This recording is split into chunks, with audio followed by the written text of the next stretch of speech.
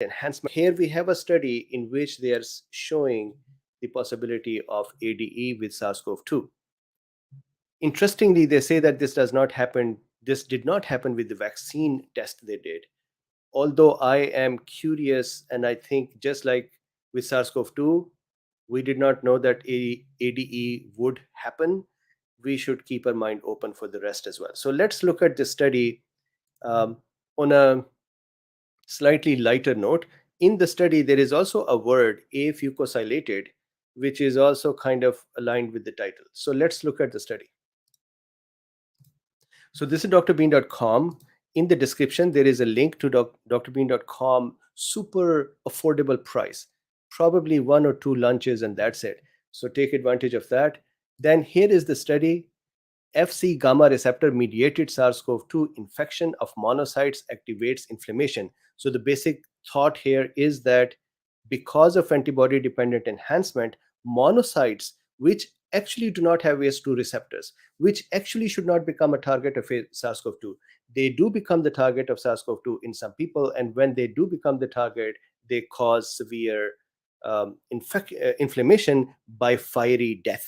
And I would explain what that fiery death is. And the culprit in this case is the antibodies, or the larger amount of antibodies produced, which then trigger this mechanism. And now this mechanism is not true that in this way, that it is not that I get infected today and 6 months later I get ADE. This is the patients who had the acute disease during the same disease episode. They were also getting ADE and their monocytes were in trouble. So the cells that we would least expect to be damaged by SARS-CoV-2 because they do not have ACE2, these cells in some people were affected. So that is a basic study. I'm going to go over that. Here is, excuse me, here is a study earlier in 2020 February. Afucosylated IgG characterizes enveloped viral response. So just keep this in mind. Just one sentence here, that enveloped viruses, those viruses that have a membrane that they stole from us around them, these viruses trigger a specific kind of antibody, which is not kind, a specific flavor of antibody, that is IgG, afucosylated IgG. That afucosylated IgG, and I'll explain what it is, that enhances the binding of the IgG to various immune cells. And if that IgG is now bound to the virus, then the whole setup goes into the cell. And I'll discuss why it becomes dangerous. So this is another interesting study. My apologies, I did not have the link to this one in the description. So I'm going to put this link here in the chat right now. Then this is the pyroptosis, or fiery death of the immune system cells. And what does it mean? Basically, pyroptosis simply means that imagine an immune cell, for example, monocyte or a macrophage, becomes a hand grenade and blows itself up when it thinks that it is in trouble. So this is usually because of the infection of these cells, and they respond in a really aggressive way and blow themselves up. In that process, they release a lot of inflammatory markers, which then activate the other immune system cells, and the fire starts. This is a protein NLRP3. We'll talk about that. Sentinel cells are the cells. We'll talk about that in the study as well. Sentinel cells are those cells that are sensing cells, that are sensor cells. So monocytes, macrophages, neutrophils, natural killer cells, they are sentinel cells. They sense things, abnormal things, and then they react. And here is my video that needs to now be updated. This video was done January 20, 2021, so more than almost a year and a half ago. And here I presented the mechanisms of ADE. So if you're interested, please watch this video. I have 5 mechanisms. The only statement you would have to keep correcting in your head is that I kept saying that SARS-CoV-2 is not observed to have ADE. Now today you'll see that it is observed to have ADE. So with these references, let's go to the study itself. This study made me say fuck for so many reasons. For example, we have ADE, that is the biggest problem or observation. And that also in an amazing way as well, that we can now see that the severity one big factor for severity could be this. The unknown that is still there is why some people and their monocytes, just like some people are allergic and other are not. So that basic mechanism is still unknown.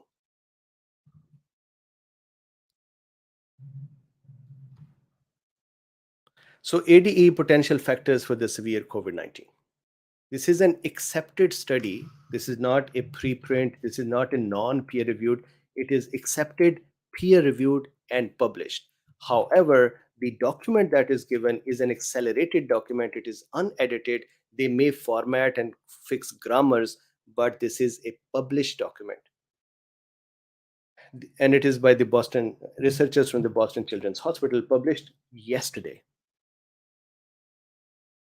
And what they said, researchers, was that the researchers, they picked up mononuclear cells, the macrophages, monocytes from the blood of a person, 19 healthy individuals, and 22 COVID patients who were in emergency room.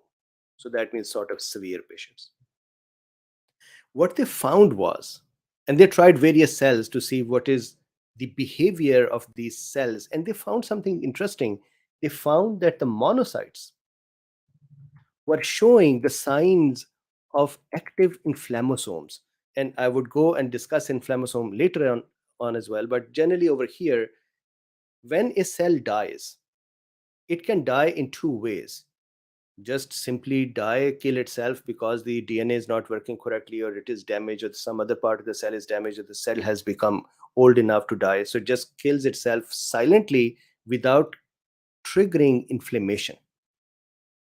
And that is a normal process. RBCs die in our body all the time. Imagine if every time they die we have inflammation, we'll be in trouble.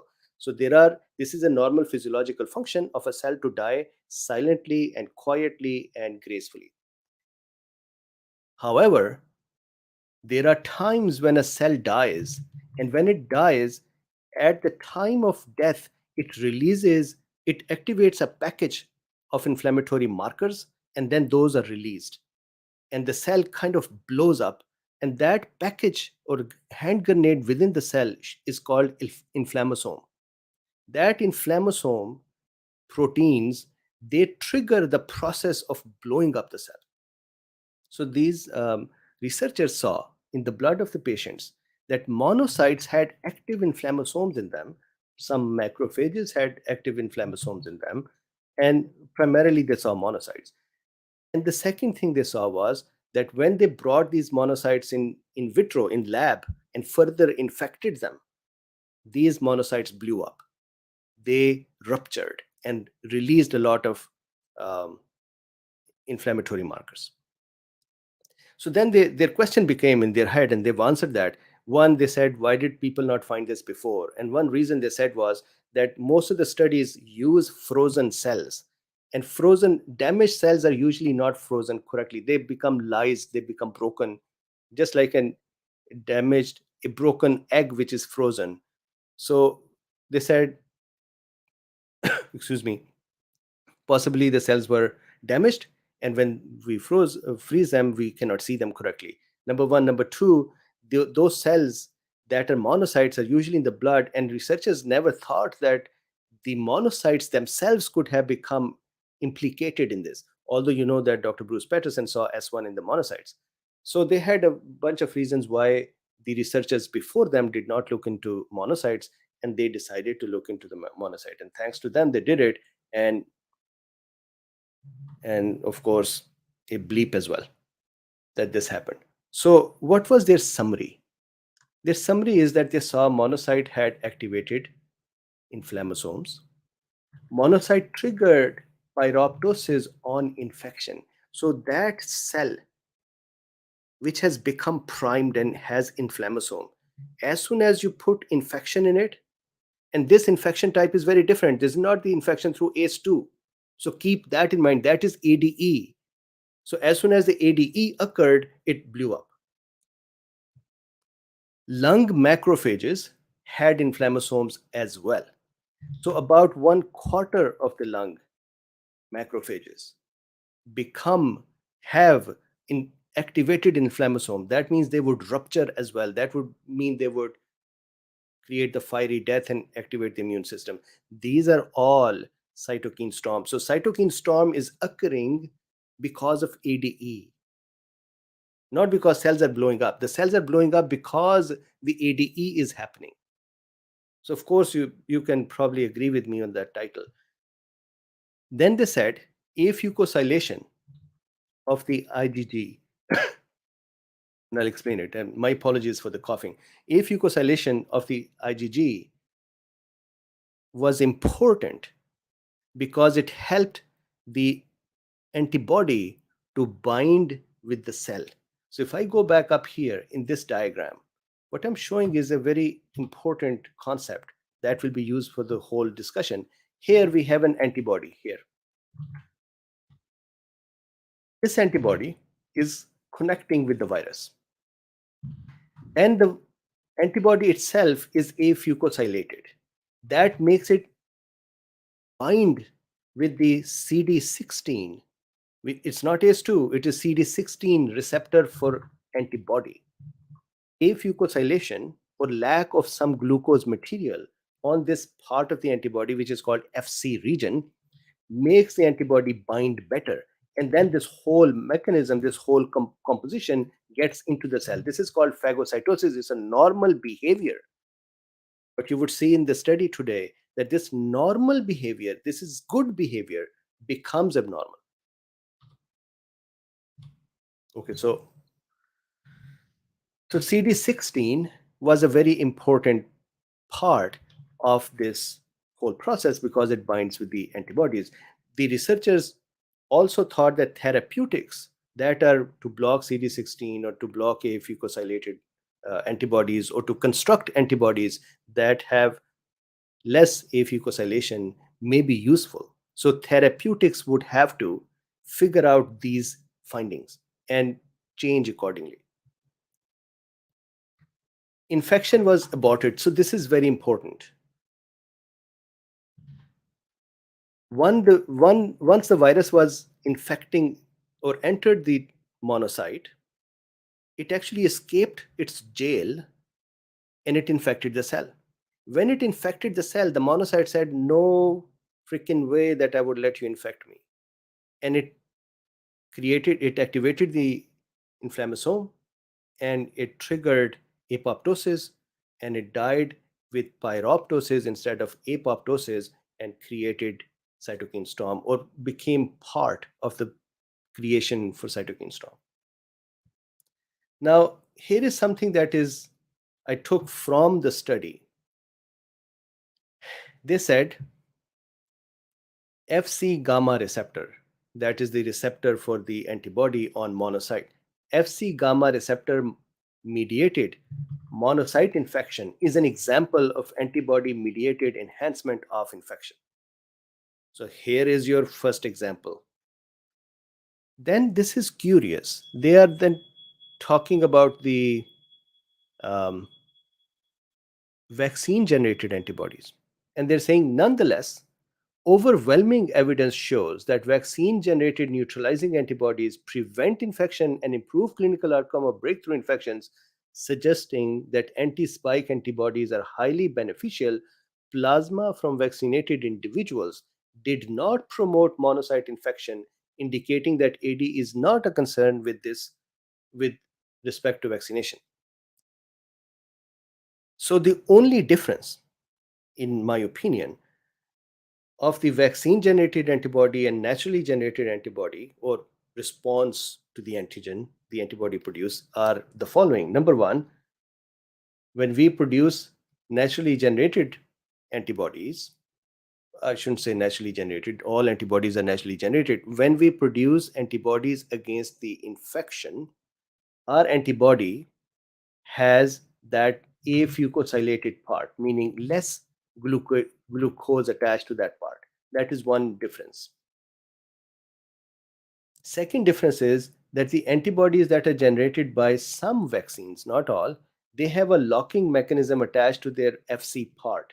This is the part that is responsible for binding to monocyte. So maybe One, presence of fucosylation, and secondly, presence of this lock mechanism here, maybe that makes it less prone to connect there. Maybe that the antibodies that they got were not efficient for some other reason. We don't know. I feel that this is a curious statement that vaccine based antibodies did not do it. And I think we should continue to research on this side to see, just like SARS-CoV-2 is doing it, maybe vaccine antibodies might do it too. But as you can see, they are saying no, they actually tested.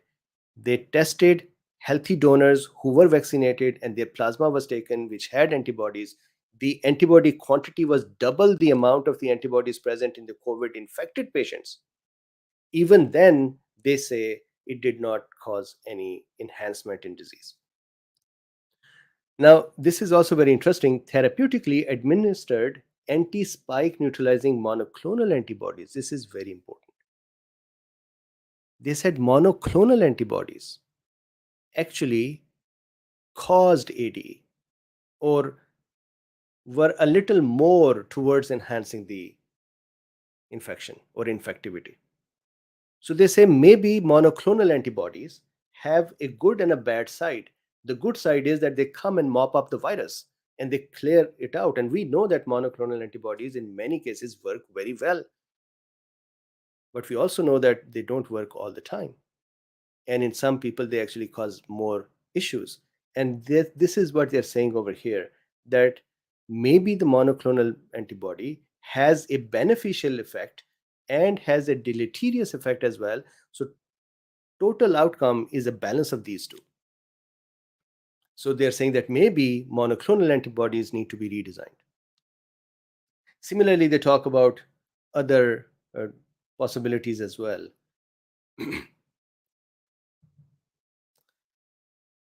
Now, another very interesting thing that was in the paper was the Chemostat Mesylate. So they wanted to understand that the virus is going to infect the cells, and is that infecting them through AS2 or through the ADE mechanism? So what they did was they used Chemostat Mesylate as part of the research to block TMPRSS2 so that AS2 entry does not occur. And they saw that despite Chemostat Mesylate, infection of monocytes occurred. Excuse me. So that meant that there was some other route. So then they blocked CD16 or they blocked antibodies themselves, and they found that the infection was not occurring. So this is how they reached that, and it is very detailed function they did. I'm summarizing it. So now, what is the basis? So this is it. This is the study. This is what they found. So there is implications for therapies. There is implication for the disease in severity in some people, and there is implication for monoclonal antibodies. I think there are implications to the vaccine as well, but they categorically say no issues with the vaccine. Now I'm going to go over the mechanism, still high level. This paper needs a more thorough, detailed, nerdy medical discussion as well. I'm going to leave that out for the time being. I'm just going to go over the basic mechanisms. So opsonization. Opsonization is a process that when there is a pathogen that enters, an antigen that arrives in our body, excuse me, our immune system cells, all the innate arm starting the or triggering the acquired arm. Within the acquired arm, then we have the B cell becoming plasma cells making antibodies, or cytotoxic T cell. I've done that like 20 times before, right? So imagine that the immune cell system has reached a point where the B cells are making antibodies. These antibodies are going to coat this virus. And that process is called the coating of the pathogen by the antibodies or complement system, which is another part of our immune system, is called opsonization. We make the pathogen yummy to eat it up. But in this case, that freaking eating it up is going to cause a problem. Not in everyone, in a smaller number of people. So opsonization, keep that in mind. So here is the monocyte. Here is a normal process, a good process that goes wrong in some. what is a good process? Here's the pathogen. Pathogen is bound with the antibody. That antibody is produced by the B cells, either with the current exposure, previous exposure, whatever it is. And I have to once again say not vaccine, as the data said. I have my doubts there. So here is the virus bound to the antibody. That complex of virus and antibody binds to CD16 on the surface of monocyte, and they are brought in. So what happens is this membrane here invaginates and brings this whole complex inwards, and then makes it into a small pocket. This becomes a phagosome, a vacuole. Then our cell, this normal process, then our cell, within the cells, we have lysosomes. Lysosomes are enzymes that are to digest these foreign pathogens, to destroy them. So phagosome and lysosome are connected. A stomach is connected to this food particle that came in. And the point is that the enzymes inside the lysosome will then go to the phagosome and kill this pathogen and shred it into pieces. This is a normal behavior, and pathogens are eliminated this way. It's a good thing. And monocytes are supposed to do this. Macrophages specifically are supposed to do this. Neutrophils do this. Other cells can do this as well. Now, this entry of the virus in the monocyte is independent of ACE2 activity. It's not even CD147 activity, which is Omicrons can do that. It is CD16 activity, which is a Fc gamma receptor for antibody. Then what happens? You can say over here that, all right, the virus is shredded and broken and done, so we are good. What is the problem? Well, here's the problem. This freaking virus does not get shredded in some people's monocytes, and not even in those people, not all monocytes, some about 6% of the monocytes. In some people's monocyte, it escapes the phagolysosome, it escapes the boiling jail. And there are other viruses that do that too. For example, dengue do it. There are other viruses that do it. We did not know SARS-CoV-2 doing it in monocytes. SARS-CoV-2 doesn't do it everywhere. It does it in monocytes. And it was hiding in our plain sight because nobody suspected that that was happening.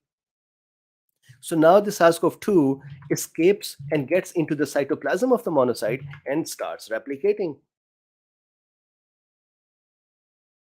So now the monocyte is infected. ADE has occurred. This infection is because of antibody-dependent enhancement. Otherwise, this infection would not have occurred. So this monocyte is now in trouble. It has gotten infected.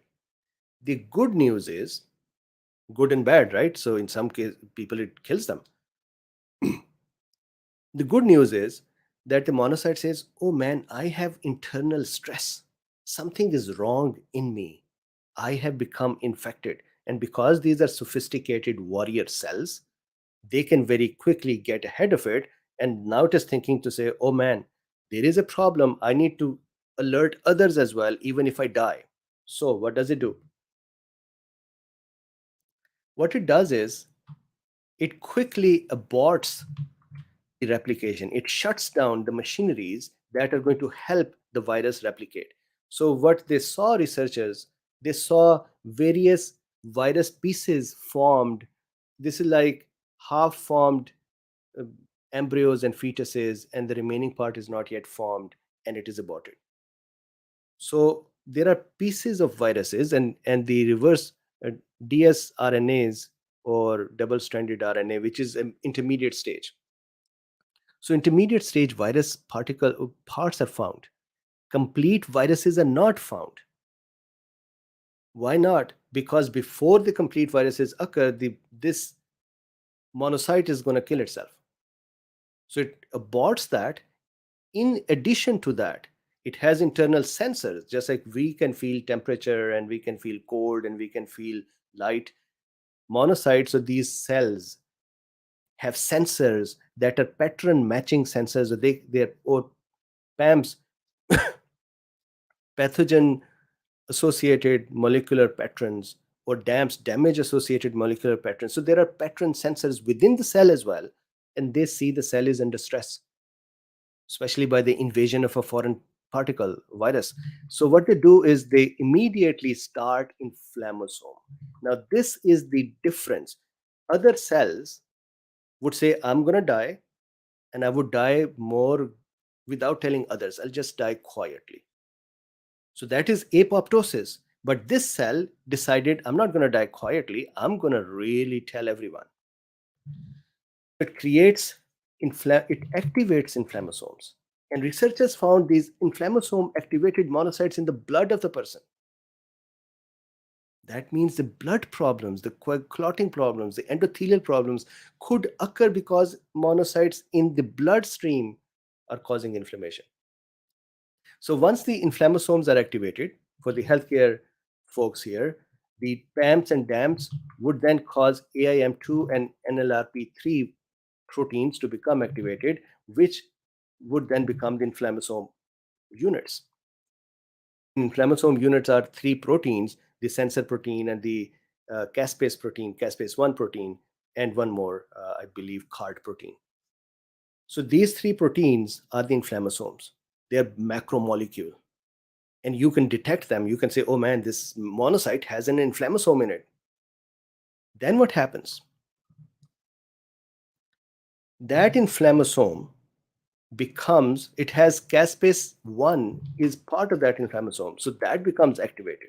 What is caspase? I always say it, Casper the friendly ghost. Caspases are to kill the cell. Our cells activate caspases and ubiquitins to kill our cells themselves. I've made this little tiny protein here. This is called annexin 5. This is used to detect a cell where the inflammasome and the caspases have become activated. A cell that is doing a programmed cell death, that is planning to die and activating the machinery to die, that machinery can be tagged by annexin. So the researchers used that to see that the cell is preparing to die. And they saw that caspases were active, and they saw that the gas dermins were active. Now, remember, we have seen with the cytotoxic T cells that they have perforins that make holes in the cells to kill them or pathogens. If a cell wants to make a hole from inside out, then the cell uses a similar puncture or hole making protein called gas dermin. You can think of those as tiny microscopic little tubes or parts of the tubes. And when you activate them, they would assemble into a tube, and that tube will become connected into the cell membrane. All of a sudden, this poor cell has holes all over. Imagine if we start developing in our skin holes all the time, and then everything starts leaking out. That's what happens. And this is happening from within the cell. So caspases become activated as a result of inflammasome activation, and gas dermins become activated. What is the result of that? When the caspases are activated, they in turn activate or cleave, by cleaving, we are calling that activation, interleukin 1b, 1 beta, and interleukin 18. They cleave them, they get them ready to be released from the cell. So this is like if somebody sitting in the cell is making up messages that would be released from the cell when the cell breaks down. So the caspase starts cleaving and getting ready interleukins or inflammatory markers to start getting those ready. The caspase also starts cleaving, breaking down, or splitting the gas dermins as well. Gas dermin, you can think of those as tiny tubules or parts of tubes that are packaged. So you have to remove the package from there and let the tube parts there, and those parts will bind with each other to make a tube. This is called oligomerization. So what that means is, if you can see here, these are tiny parts of a tube. So this is one part of the tube, this is another part of the tube, this is another, and so these every gas domain gives off one part, and then many parts come together to form this tube, and this is called oligomerization to make a perforation. This perforation, this tube, will then go and get connected in this poor cell's membrane. Look at what is happening to this guy. So caspase's job is done. It has activated stuff, and now that tubes, gas domains, have made holes in the cell membrane through which interleukin 1 beta and interleukin 18 and the other parts of the cell system start leaking out. Cell has started to give inflammatory markers, but the game is not over yet. Simultaneously, the non-inflammasome pathway of apoptosis or caspases is also activated, because that also says, well, we are dying. And the cell also starts releasing interleukin 12, 6, tumor necrosis factor, interferon alpha and beta. So cell is now releasing stuff. So see, it is not going down silently. It is releasing inflammatory markers. Those would cause other cells to become active, and this process would just keep going until either we control it or the person dies. So then what happens? So here, as much as we call it a fiery death of the cell, it is actually a watery death. When things start going out, the interleukin 1 beta and interleukin 18, what happens is, plus the water, when it starts going, when the important molecules that are bigger that stay in, the rest go out, the osmotic pressure within the cell increases. That attracts water inside. It pulls the water, and the cell starts swelling up. It becomes bigger and bigger and bigger, and it becomes swollen. That swollen cell cannot survive. This is like you take a water balloon and you just keep putting water in it until it ruptures. So you keep putting water in it until it ruptures or it cracks.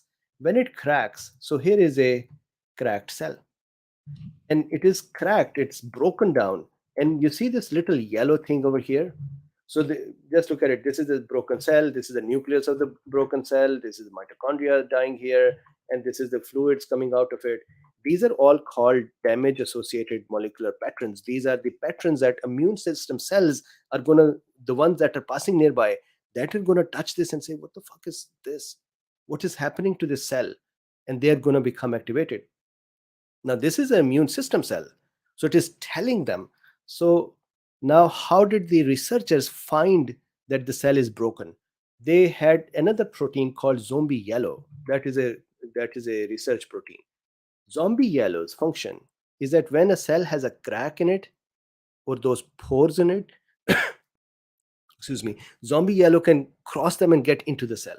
So now you can take a picture of the cell through the immunofluorescence, and you can see if the cell has zombie yellows in it. That means the cell is cracked. This egg is broken.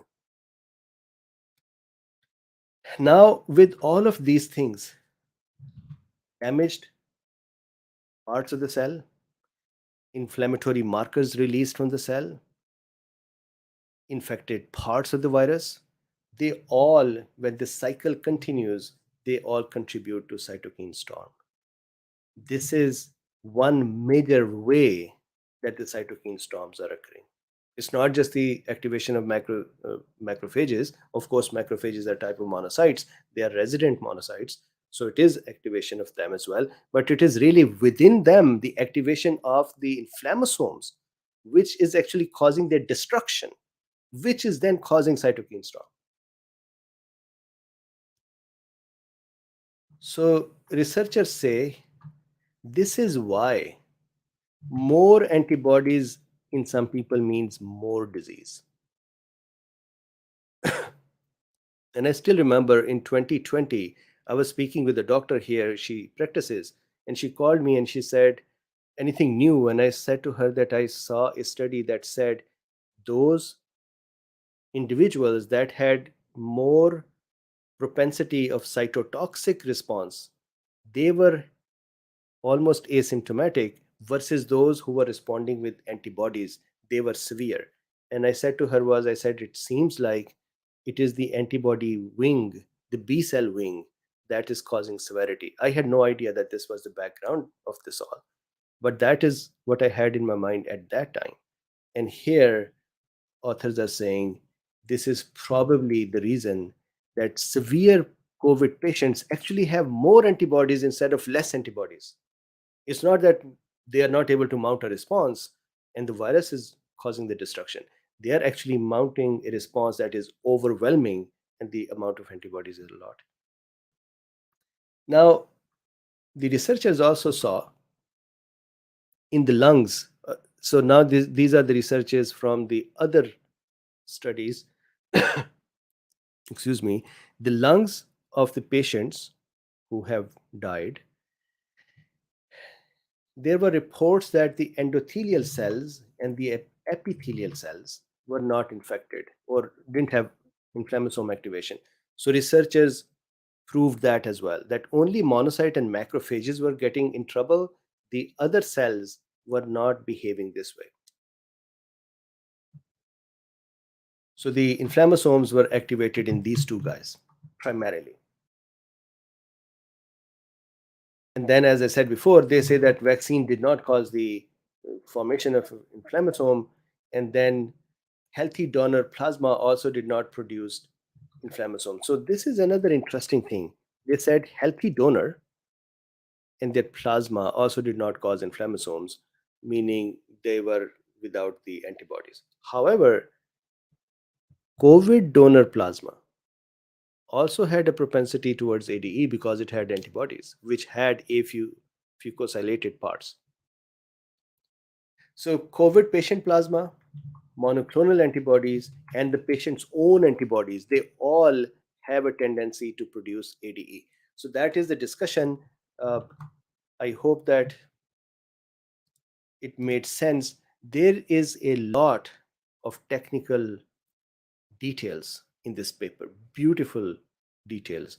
I deliberately did not go into those lengths. If you are interested, please do me a favor, comment and tell me that you would like another session where I would only talk about the technical things. How did they do the test? What markers they were seeing? What uh, methods they used? And what were the results they were seeing? So this is the discussion. Please do me a favor. Please like, subscribe, and share. Number one, and number two, if you would, there is an easy way to support this, and that is you can buy a Drbeen plan. There is a link in the description, and the plan is not even to lunch, and it's one-time payment. Um, or you can use Buy Me a Coffee or PayPal or become a patron. I would really love to have more patrons, even if it is $5 per month, because I am sincerely trying to figure out how to move away from YouTube. So, with this, thank you very much. I'll see you for chit chat in a few minutes.